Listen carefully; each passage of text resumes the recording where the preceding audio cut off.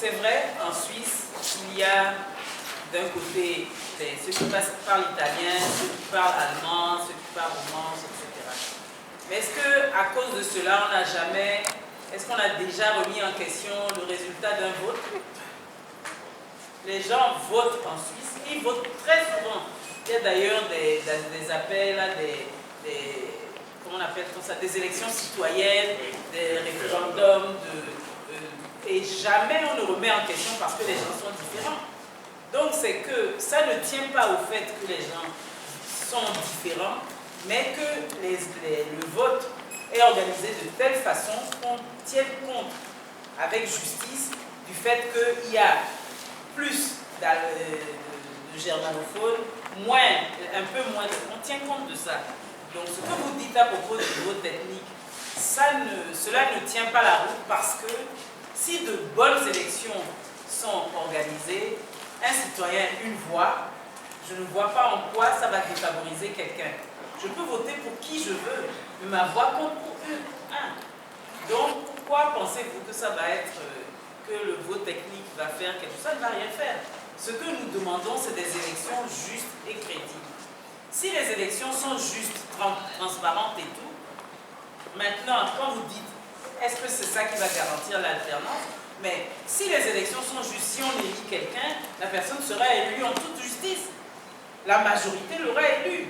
Je pense que ça, il ne faut pas, disons, jeter le discrédit sur des élections justes, simplement parce que les gens sont différents. Dans tous les pays du monde, les gens sont différents. Jamais en France, parce qu'il y a des Bretons, des Alsaciens ou des Corses, on a dit que les élections n'étaient pas crédibles.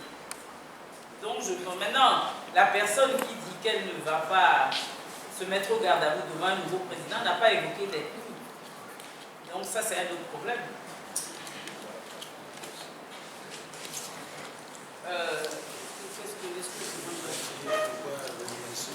Ah oui, je vais prendre la question des stratégies, je vais laisser les autres répondre sur la question du recensement.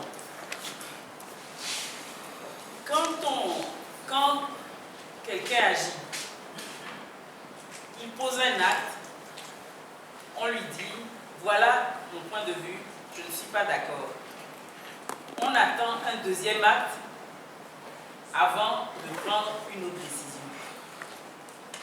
Ah, Espérance pour le Togo, nous connaissons bien le pouvoir qui est en place.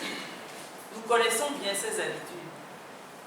Et nous espérons quand même qu'il va apprendre une leçon de ce qui se passe au moins depuis un an et qu'il ne va pas reprendre les mêmes erreurs.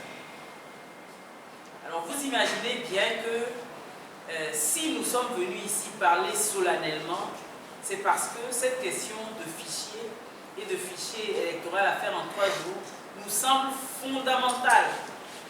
Et si c'est fondamental, nous y avons longuement réfléchi avant de venir parler. Nous ne voulons pas donner de faux espoirs aux citoyens togolais en venant dire nous ne sommes pas d'accord et après, pour ne rien faire et laisser faire. Mais en même temps, nous ne pouvons pas ici venir dire si le gouvernement ne fait pas ceci, nous ferons ceci, etc. Ça, vous comprendrez comme moi qu'on ne peut pas le dire, mais ce qui est sûr, c'est que cette fois-ci, ça ne se passera pas comme ça. On ne peut pas continuer. On ne peut pas continuer ainsi pour qu'en 2020, nous ayons encore le même type d'élection. Et ça commence par le fichier. Et c'est pour ça que nous avons voulu être parmi les premiers qui disent attention.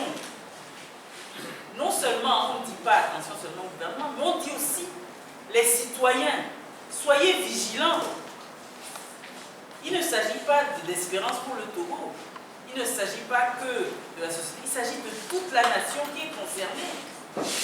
Quand il n'y a pas d'élection juste, c'est tout le monde qui est lésé. Même ceux qui gagnent.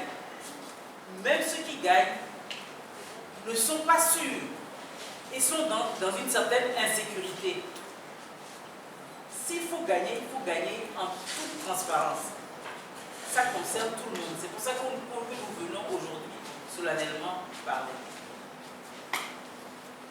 Parce que nous pensons que cette fois-ci, ça ne doit plus se passer comme ça.